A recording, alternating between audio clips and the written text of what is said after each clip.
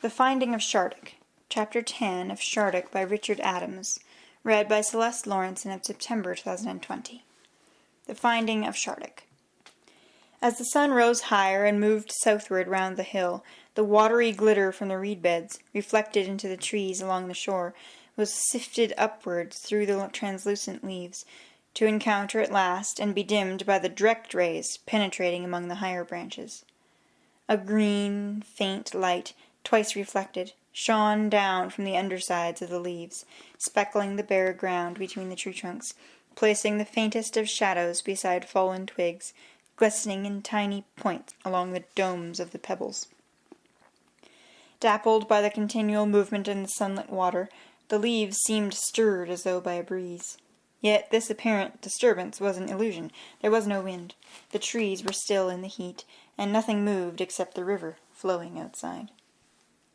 Keldrek was standing near the shore, listening to the sounds from the jungle inland. He could tell that since his adventure of 2 days before, even since their landing the previous night, the confusion in the forest had lessened, and the agitation of movement subsided. There were fewer cries of alarm, fewer startlings of birds and flights of monkeys through the trees.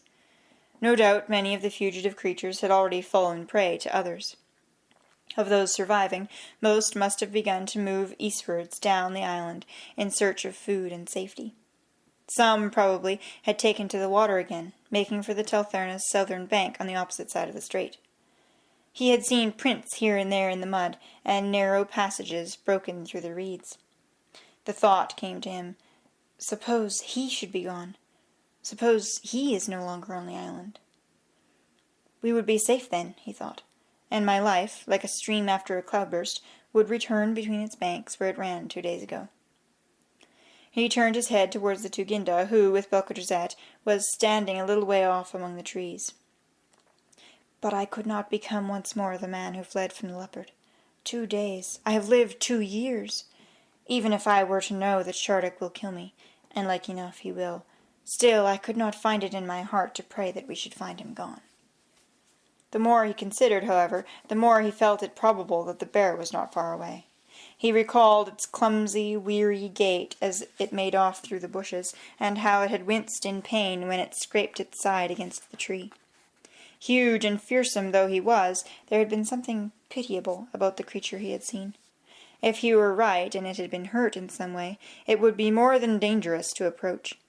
He had better put out of his mind for the moment all thought of Shardik the power of God, and address himself to the daunting task, surely sufficient to the day, if ever a task was, of finding Shardik the bear. Returning to the Tuginda and the Baron, he told them how he read the signs of the forest. Then he suggested that for a start they might go over the ground which he had covered 2 days before, and so come to the place where he had first seen the bear. He showed them where he had come ashore, and how he had tried to slip unseen past the leopard, and then to walk away from it. They made their way inland among the bushes, followed by Melithus and the girl Sheldra. Since they had left the camp, Melithus had spoken scarcely a word. Glancing behind him, Keldrek saw her drawn face, very pale in the heat, as she lifted a trembling hand to wipe the sweat away from her temples. He felt full of pity for her. What work was this for a beautiful young woman, to take part in tracking an injured bear? It would have been better to have left her in the camp and to have brought a second girl from among the servants, one dour and stolid as Sheldra, who looked as though she would not notice a bear if it stood on her toe. As they approached the foot of the hill, he led the way through the thicker undergrowth to the place where he had wounded the leopard. By chance he came upon his arrow, and, picking it up, fitted the notch to the string of the bow he was carrying. He drew the bow a little, frowned uneasily, for he disliked it and missed his own. This was a bow of one of the girls, too light and pliant. He might have saved himself the trouble of bringing it. He wondered what that surly fool Taffro had done with his bow. If ever we get back, he thought, I'll ask the Baron to order it to be restored to me. They went on cautiously. This is where I fell, Sayet, he whispered, and see, here are the marks the leopard made. And the bear? Asked the Tuginda, speaking as quietly as he. He stood below, Sayet, replied Keldrek, pointing down the bank, but he did not need to reach up to strike the leopard. He struck sideways, thus. The Tuginda gazed down the extent of the steep bank, drew in her breath, and looked first at Belcotrazette and then back at the hunter. "Are you sure?" she asked. "The leopard, as it crouched, was looking upwards into the bear's face, Sayet," replied Keldrick. "I can see it still, and the white fur beneath its chin." The Tuginda was silent, as though trying to imagine more clearly the gigantic figure that had reared itself, bristling and snarling, above the level of the bank on which they stood. At length she said to Belcotrazette, "Is it possible?" "I would think not, Sayet," replied the baron, shrugging his shoulders. "Well, let us go down," she said. Keldrek offered her his arm, but she gestured to him to turn back for Melithus. The priestess's breathing was quick and irregular, and she leaned hard on him, hesitating at every step. When they reached the foot of the bank, she set her back against a tree, bit her lip, and closed her eyes. He was about to speak to her when the Tuginda laid a hand on his shoulder. "You did not see the bear again after it left you here?" "No, Sayet," he replied. "That's the way it went, through those bushes." He went across to the tree against which the bear had scraped its injured side.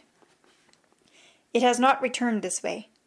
He paused a few moments, and then, trying to speak calmly, asked, "Am I to track it now?" "We must find the bear if we can, Keldrek. Why else have we come?" "Then, Sayet, it will be best if I go alone. The bear may be close, and above all I must be silent." "I will come with you," said Belcotrazette. He unclasped the chain at his throat, took off his fur cloak, and laid it on the ground. His left shoulder, like his face, was mutilated, humped and knotted as the exposed root of a tree. Keldrek thought, "He wears the cloak to conceal it." They had gone only a few yards when the hunter perceived the tracks of the leopard, partly trodden out by those of the bear. The leopard, he supposed, had been injured but had tried to escape, and the bear had pursued it. Soon they came upon the leopard's body, already half devoured by vermin and insects. There were no signs of a struggle, and the bear's trail led on through the bushes to emerge in open, stone-strewn woodland. Here, for the first time, it was possible to see some distance ahead between the trees. They halted on the edge of the undergrowth, listening and watching, but nothing moved, and all was silent save for the chittering of parakeets in the branches. "No harm in the women coming this far," said Belcotrazette in his ear, and a moment later he had slipped noiselessly back into the undergrowth. Keldrek, left alone, tried to guess which way the bear might have taken. The stony ground showed no tracks, however, and he felt himself at a loss. The baron did not return, and he wondered whether perhaps Melithus might have fainted or been taken ill. At last, growing weary of waiting, he counted 100 paces to his right, and then began to move slowly in a wide half-circle, examining the ground for the least sign, tracks, claw marks, droppings, or shreds of hair. He had completed perhaps half this task without success, when he came once more to the edge of a belt of undergrowth. It did not extend far, for he could glimpse open ground beyond. On impulse, he crept through it, and came out at the top of a grassy slope, bordered on each side by forest, and stretching away to the northern shore of the island, and the Teltherna beyond. Some little way from where he stood was a hollow, a kind of pit, about a stone's throw across. It was surrounded by bushes and tall weeds, and from somewhere in the same direction came a faint sound of water.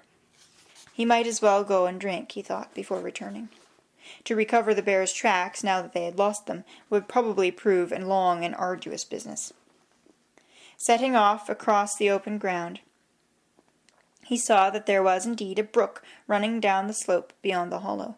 The hollow was not directly in his way, but out of mere curiosity he turned aside and looked down into it.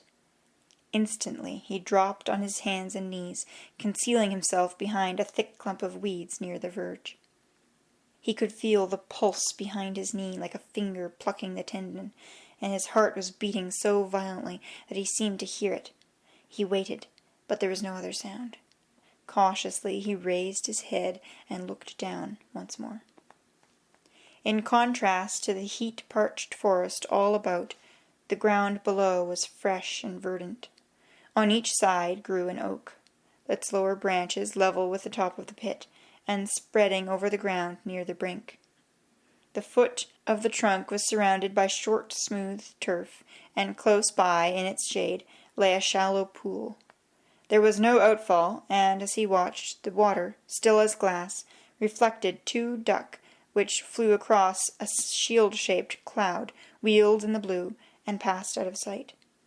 Along the further edge rose a bank, and over this grew a tangle of trypsis vine, a kind of wild marrow, with rough leaves and trumpet-shaped scarlet flowers. Among the trypsis, the bear was lying on its side, its head drooping towards the water. The eyes were closed, the jaws a little open, and the tongue protruding. Seeing for the second time its enormous shoulders and the unbelievable size of its body, the hunter was possessed by the same trance-like sense of unreality that he had felt 2 days before. Yet now, with this, there came a sense of being magnified, of being elevated to a plane higher than that of his own everyday life. It was impossible that there should be such a bear, and yet it lay before him. He had not deceived himself. This could indeed be none other than Shardik, the power of God. There was no more room for the least doubt, and all that he had done had been right. In an anguish of relief, in fear and awe, he prayed, "O Shardik, O my lord, accept my life. I, Kelderek Zenzawada, I am yours to command forever, Shardik, my lord." As his first shock began to subside, he saw that he had also been right in guessing that the bear was sick or injured. It was clearly sunk in a coma altogether different from the sleep of a healthy animal. And there was something else, something unnatural and disturbing. What? It was lying in the open, certainly, but that was not all. Then he perceived. The trypsis vine grows quickly. It will grow across the doorway between sunrise and sunset. The bear's body was covered here and there with trailing stems, with leaves and scarlet flowers. How long, then, had Shardik lain beside the pool without moving? A day? 2 days? The hunter looked more closely, his fear turning to pity. Along the exposed flank, bare patches showed in the shaggy pelt. The flesh appeared dark and discolored, but surely even dried blood was never so dark. He went a little forward down the slope of the pit. There was blood, certainly, but the wounds appeared dark because they were covered, crawling, with torpid flies. He cried out in disgust and horror. Shardik the leopard slayer, Shardik of the ledges, Lord Shardik, returned to his people after untold years, was lying fly-blown and dying of filth in a jungle pit of weeds. He will die, he thought.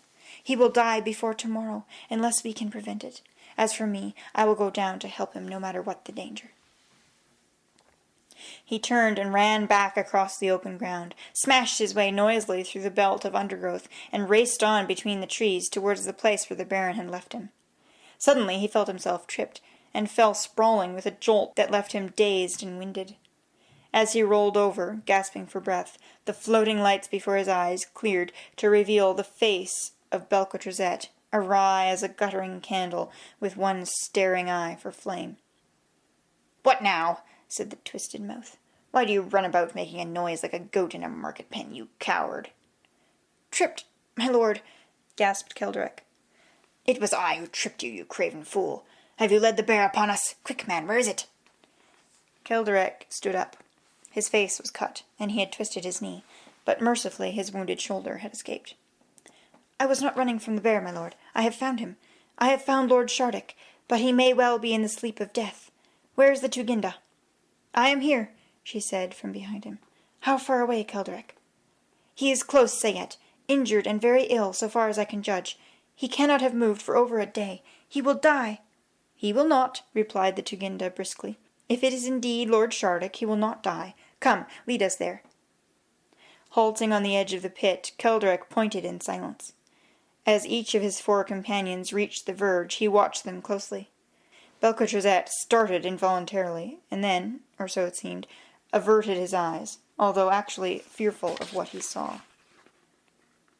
If fear it was, he had recovered himself in an instant, and dropped, like Kelderek, behind the cover of the weeds, whence he stared down into the pit with an intent, wary look, like that of a boatman scanning rough water ahead.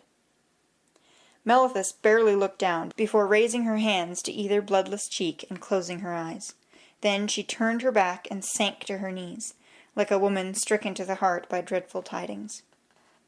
Sheldra and the Tuginda remained standing on the verge. Neither appeared startled or made any move to conceal herself. The girl, impassive, had halted behind and a little to the left of her mistress, her feet apart, her weight on her heels, her arms hanging loosely at her sides. It was certainly not the posture of one who was afraid. For a few moments she stood looking down without moving. Then, raising her head with the air of one recalling herself to her proper business, she looked towards the Tuginda and waited. The Tuginda's hands were clasped together at her waist, and her shoulders rose and slowly fell as she breathed. Her stance gave a curious impression of weightlessness, as though she might actually be about to float down into the hollow. The poise of her head was as alert as a bird's, yet for all her eager tension she seemed no more afraid than the servant standing at her elbow. Belcotrazet rose to his feet, and the Tuginda turned and stared at him gravely. Keldric remembered yet again how Melithus, 2 nights before, had gazed silently into the faces of the men who had stumbled their way to the upper temple, and how he himself had been in some way divined and selected. No doubt the Tuginda, too, possessed the power to perceive without asking questions. After a few moments, turning away from Belcotrazet, the Tuginda said calmly, "Sheldra, you see that it is Lord Shardik." "It is Lord Shardik, say it," replied the girl, in a level tone of liturgical response. "I am going down, and I wish you to come with me," said the Tuginda. The 2 women had already descended some yards, when Keldric, coming to himself, started after them. As he did so, Belcotrazet caught him by the arm. "Don't be a fool, Keldric," he said. "They'll be killed. Even if they're not, this nonsense need be no business of yours." Keldric stared at him in astonishment. Then, without contempt, certainly, for this grey and ravaged warrior, but with a new and strange sense of having travelled beyond his authority, he answered, "Sir, Lord Shardik is close to death." Quickly inclining his head and raising his palm to his forehead, he turned and followed the 2 women down the steep slope. The Tuginda and her companion had reached the floor of the hollow, and were walking swiftly, with as little hesitation as the women with the lantern had walked into the fire. And Keldric, since he judged it better not to leap or run for fear of rousing the bear, had not overtaken them before they stopped on the nearer side of the pool. The grass was damp underfoot, and he guessed that it must be watered and the pool filled from the same underground source as that which fed the brook on the open slope beyond. The pool, knee-deep and perhaps a little broader than a man could jump, was fringed all along the further side by the scarlet trumpet flowers, half hidden among their masses of palmate hairy leaves. There was a fetid smell of filth and sickness, and a buzzing of flies. The bear had not moved, and they could hear its laboured breathing, a sodden, injured sound. The muzzle was dry, the pelt staring and lustreless. A glimpse of the bloodshot white of one eye showed beneath the half-closed lid. At close quarters its size was overwhelming. The shoulder rose above Keldric like a wall, beyond which could be seen only the sky. As he stood uncertain, the bear, without opening its eyes, lifted its head for a moment, and then wearily let it fall again. Even so, a man in grave illness tosses and moves, seeking relief, but then, finding in movement nothing but wretchedness and futility, desists. Without thought of danger, Keldric took 6 splashing steps across the pool, plucked the cloth from his wounded shoulder, and, soaking it in the water, held it to the bear's muzzle and moistened its tongue and lips. The jaws moved convulsively, and he, seeing that the great beast was trying to chew the cloth, soaked it once more and squeezed the water into the side of its mouth. The Tuginda, bending over the bear's flank with a frond of green fern in one hand, had evidently got rid of the flies in one of the wounds, and was examining it. This done, she began searching over the whole body, sometimes parting the pelt with her fingers, sometimes using the stalk of the frond as a probe. Keldric guessed that she was removing flies' eggs and maggots, but her face showed no disgust, only the same care and deliberation that he had seen while she dressed his shoulder. At length she paused and beckoned to him where he stood in the pool. He scrambled up the bank, the hollow stems of the tripsis bursting under his feet with a soft nop, nop. Feeling for a hold, he inadvertently grasped for a moment the curved claws of the off forepaw, each as long as his hand and as thick as his finger. He reached the top, stood beside Sheldra, and looked down at the body. The bear's belly and flank were marked with long, singed streaks, black or dirty grey in colour, as though scored with a burning torch or hot iron bar. In several places the pelt, 4 fingers thick, had been burned away altogether, and the bare flesh, withered and contracted into furrows and proud ridges, was split by cracks and open sores. Here and there hung a cluster of bluebottle's eggs or a maggot that the Tuginda had overlooked. Several of the wounds were putrescent, oozing a glistening green matter that had discoloured the shaggy hair and clotted it into stiff, dry spikes. A pulpy mess of yellow, withering trepsis showed that the helpless creature had urinated where it lay. No doubt, thought Keldrek, the hindquarters, too, were fouled and full of maggots. But he felt no revulsion, only pity and a determination at all costs to play his part in saving Shardik's life. "There is much to be done," said the Tuginda, "if he is not to die. We must work quickly. But first we will go back and speak with the Baron, and I will tell the priestess what we require." As they made their way up the side of the pit, she said to Keldrek, "Take heart, clever hunter. You had the skill to find him, and God will grant us the skill to save him. Never fear." "It was no skill of mine, Sayet," he began, but she motioned him to silence, and, turning her head, began speaking in low tones to Sheldra. "Need both Tessic and Theltokarna," he heard, and a few moments later, "If he recovers, we must attempt the singing." Belcotrazette was standing where Keldrek had left him. Malithus, white as the moon, had risen to her feet and was standing with eyes fixed on the ground.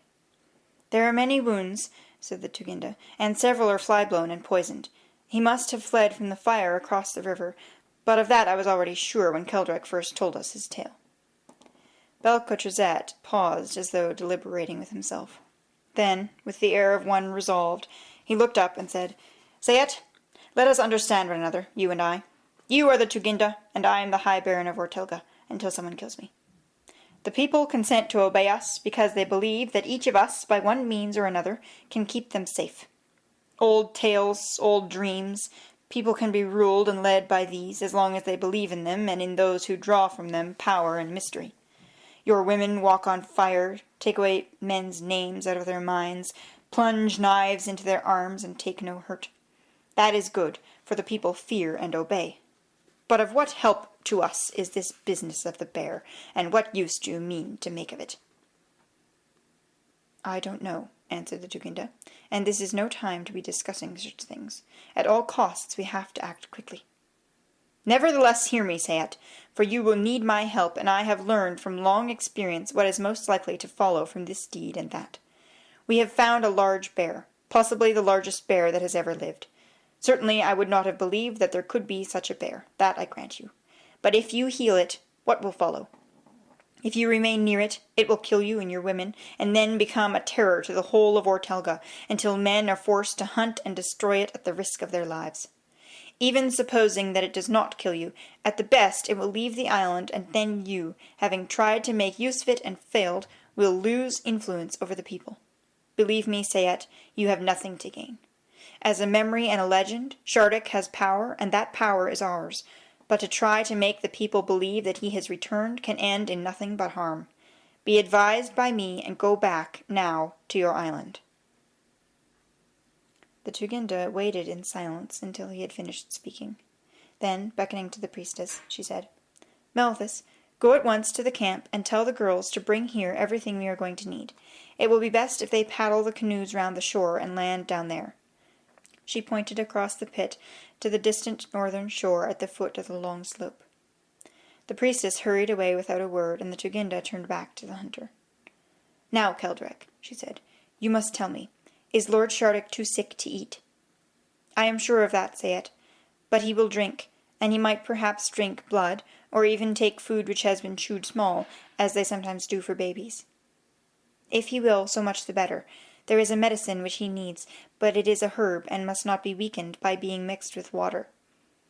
"I will go at once, Sayet, and kill some game. I only wish I had my own bow." Was it taken from you at the upper temple?" "No, Sayet," he explained. "We can see to that," she said.